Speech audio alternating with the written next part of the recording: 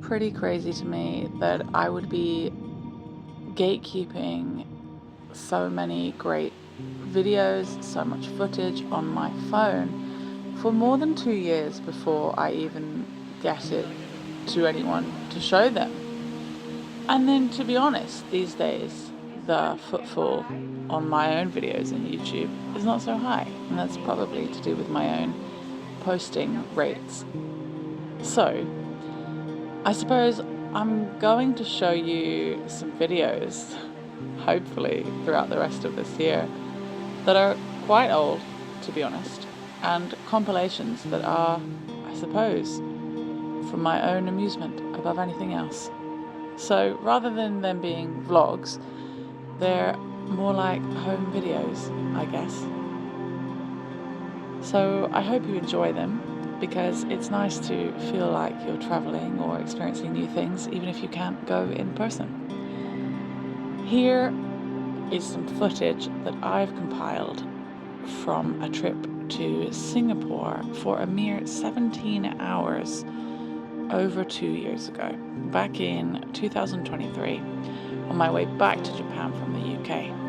The stopover points were in Dubai and Singapore.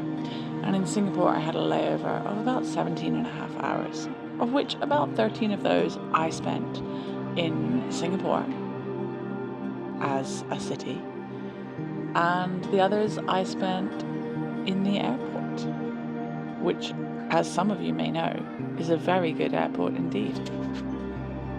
On account of having had a baby that is now turning 1 the next day after I narrate this, it is tough to know when I should be narrating things, because there might be cute baby squeals in the background.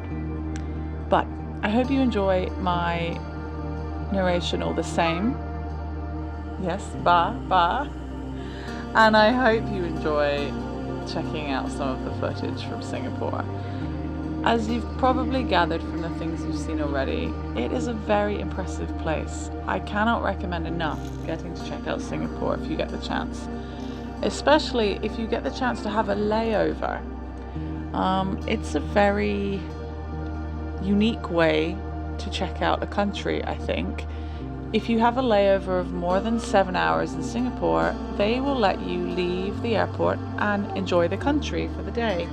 And they'll even start you off by giving you a tour. So I chose... Exactly, baby Ray. I chose a tour that was within the airport. A tour that would allow me to see the jewel of Singapore and this incredible cascading waterfall that you saw at the beginning of the video that is 40 meters long. And the guide is very enthusiastic and shows you around plenty of things before you're allowed to just leave the airport, which I think is great. One of the most exciting things for me is something I often like to do, and that is explore the same places in a city from day to night. For example, in Japan, I love Kobe, so I'll often go to the bayside in the daytime, and I'll end my trip at the bayside in the nighttime, because I love seeing the contrast between day and night. I love seeing how the city grows and changes. You too, baby Dre? Yeah. I have to say that my favourite part of Singapore would have been the gardens by the bay and the incredible botanical displays that I saw there. I was very impressed to see such incredible Japanese ikebana displays, which is a special flower arrangement style in Japan. And just amazing architectural feats even inside buildings, among so many natural things too. And the star of the show was definitely the Avatar botanical exhibition that I saw. It took about an hour and a half, 2 hours to look through, and I still felt like I didn't have long enough. I actually have another video in which you can see that whole exhibition, so I'll try and link that somewhere with this video. I've got to say, although this video is only 6 or 7 minutes long, it has so far taken me 20 minutes to narrate it.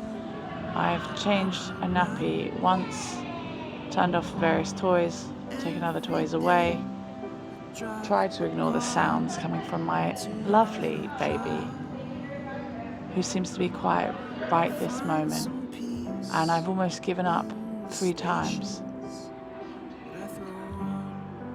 I'm not sure if it's worth me narrating videos in the future, or maybe I'll get lucky and he'll be in nursery soon enough. If that wasn't the kind of realism you'd hoped for in a YouTube video about travel, then I apologise. But if you would like to visit Singapore in the future, the transportation system was clean and easy to understand. There is so much great food to find in Singapore. The language barrier was a unique experience because most people speak an amount of English and some kind of Chinese. So I found that to be quite a unique thing. And I suppose I was hanging out in tourist locations. But it is beautiful from day to night. I think it's a little expensive, but definitely not worse so than the UK. And ultimately, it is absolutely worth having a layover there. The airport alone has so much to do, from a butterfly garden to its own cinema, and so many yummy foods in between. Thank you for watching.